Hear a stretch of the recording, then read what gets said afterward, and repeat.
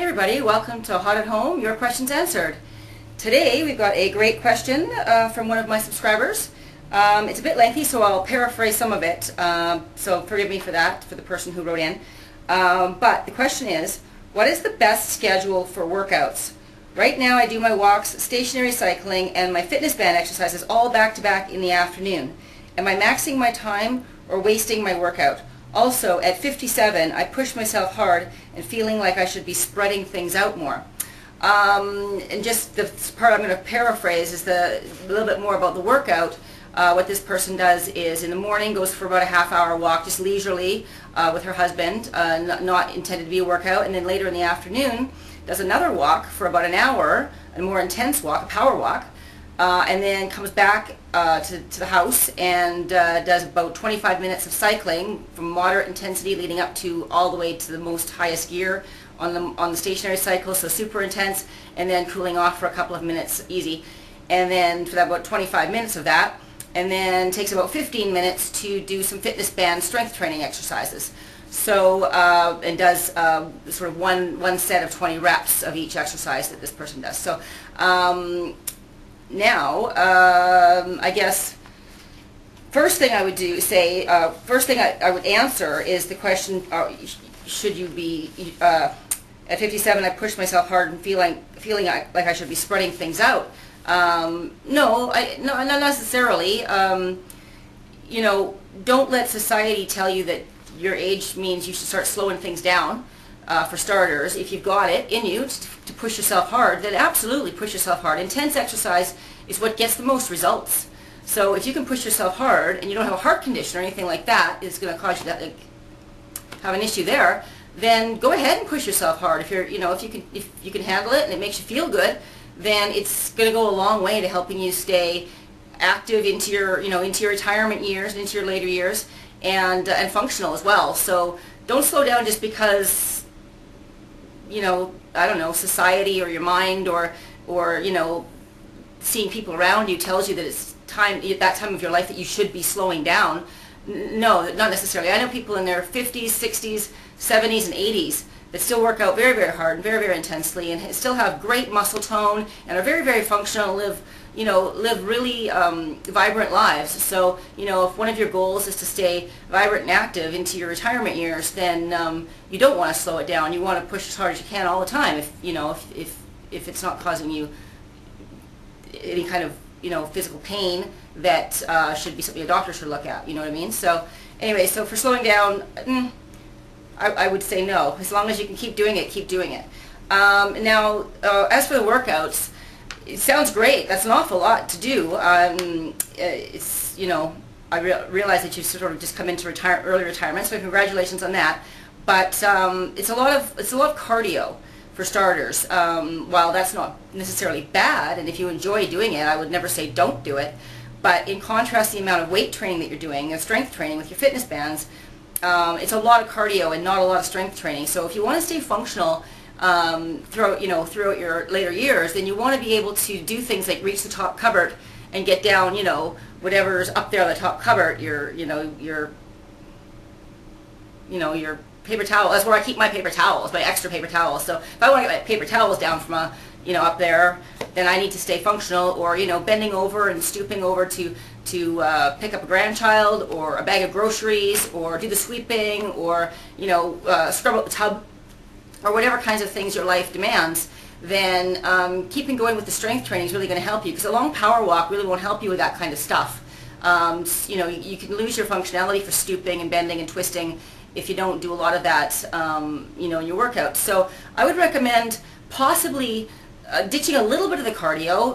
You don't have to stop doing the things you love doing, but an hour's walk is a long walk, so maybe cut that in half and use an extra half an hour of your walk time to do more strength training, because 15 minutes isn't really very much time to really hit all your body parts properly. And one set of 20 reps is quite a light weight too. If you can get you get your exercise done in 20 reps in a row, then it's probably too light for you. It's probably not enough resistance. You should be aiming to knock out between 8 and 12 reps. So aim for 10, and on your last rep you should be coming to a point where you feel like you can't do one more rep with proper form, giving your muscles a reason to sort of react. If you're doing a weight that's so light that your muscles can just do it forever, then your muscles really have no reason to react. So get a little heavier. If you've only got fitness bands, consider getting yourself a pair of adjustable dumbbells, from any fitness supply store or off of Craigslist or whatever, or, eBay, Amazon, whatever. Pick yourself up a pair of those so you have a little bit more variety, and you can do a lot of other stuff. So what you want to do is you want each exercise for each body part, you would want to do, say, 3 sets of 10 reps. So you take a rest break in between each set.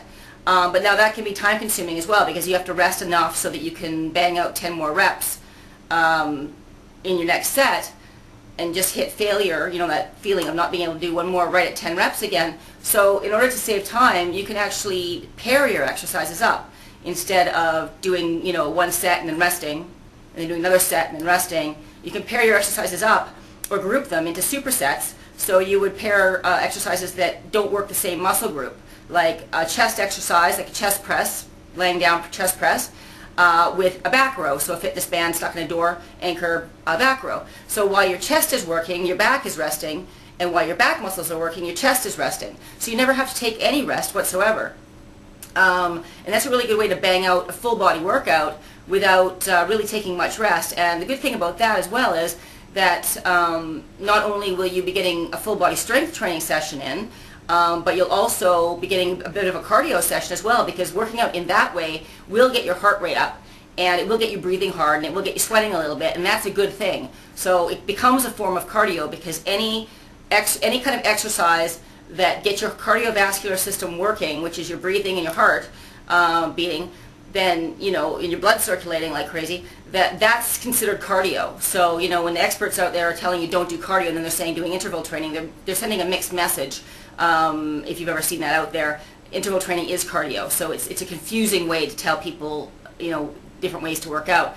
Cardio, anything that gets your heart rate up and gets you breathing hard, is cardio. So by trading in a half an hour if you're walking for a half an hour more, and getting 45 minutes worth of strength training in, you're actually going to get the same amount of cardio, because you're going to get an extra half an hour of weight training, but you're going to be supersetting. So that's cardio. As long as you're not going so light that your heart rate isn't going up. You still need to go heavy and still try and hit sort of failure at the end of every set.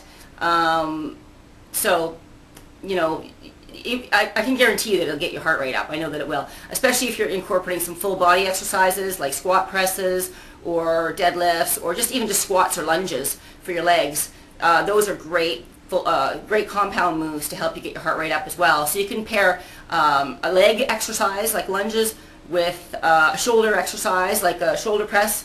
So you can do a set of lunges and then do a set of shoulder press, and then do a set of lunges and do a set of shoulder press. Or you can even bunch them all together into one exercise. You can do lunges with bicep curls at the same time if you've got the dumbbells. So you can, as you lunge down, you can curl your biceps up. So you're doing bicep curls and you're working your biceps and your legs at the same time, and your glutes. So that's also a good way to sort of kill 2 birds with 1 stone, is to take certain exercises and pair them up. So you can do a squat with a shoulder press as well, and you can, you squat all the way down to the bottom of the move with the dumbbells held here, and then you squat in, you stand up from the squat, and when you get to the top, you just keep going with the dumbbells above, and then you come back down, and then you squat again.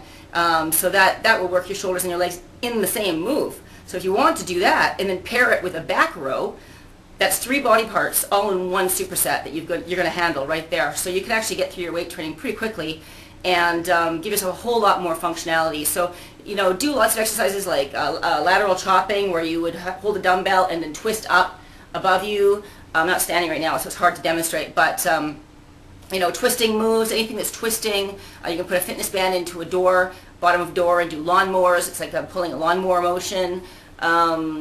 Renegade rows, where you get into a push-up stance on the floor, holding 2 dumbbells, and then instead of doing push-ups, you row up with the dumbbells 1 arm at a time, and that will really work your core hard. So lots of exercises that you can pair up or put together that will work more than one part of your body, and really maximize your workout. So if you take half an hour of the time that you spent walking and do this instead, the other thing you can do on your cycle is, instead of just going steady state, It sounds like you do sort of a moderate intensity, then you go higher intensity for a little while, and then you just cool down.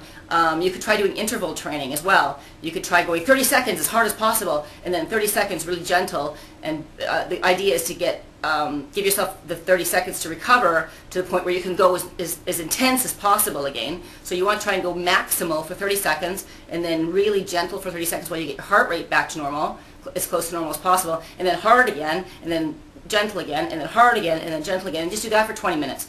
That's a really great workout. You can change, it doesn't have to be 30 seconds intervals, it can be 1 minute, 1 minute, or it can be 30 seconds intense and 1 minute gentle, whatever it takes for you to get back to feeling like you can pull out another maximal interval again. So that's another great way. So what else can we suggest? Sorry, I just made some notes here, I just want to quickly look at them.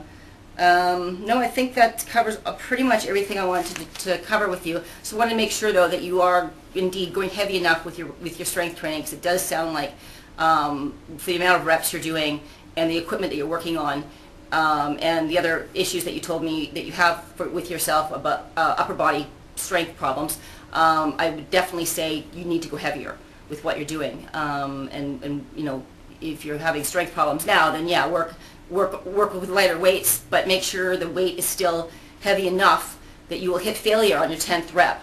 You need to be like, oh, it's really heavy, I can't do one more, I need to put this down, and then a short rest period, and then do it again. And then that's how you build strength. So your muscles won't change if you don't give them a reason to change. So they need to feel that feeling at the end of your set. They need to feel like, oh, this is too heavy, because what they'll do is they'll repair themselves and prepare themselves for the next time you do this to them, and they're going to assume you're going to be just as mean to them next time. So they're going to repair themselves more strong, so that they can handle it better next time. So next time, go a little bit heavier even if you can, and keep doing that. And every time your muscles get you punishing them a little bit, they will prepare themselves for next time by ensuring that you can't hurt them as much next time, because they're going to be stronger next time. And that's how you build strength. So you need to make sure it's heavy and not just be like, you know, phoning it in and flailing around on a light weight. So anyway, I hope that really helped you out, and we'll see you guys again next time. Take care.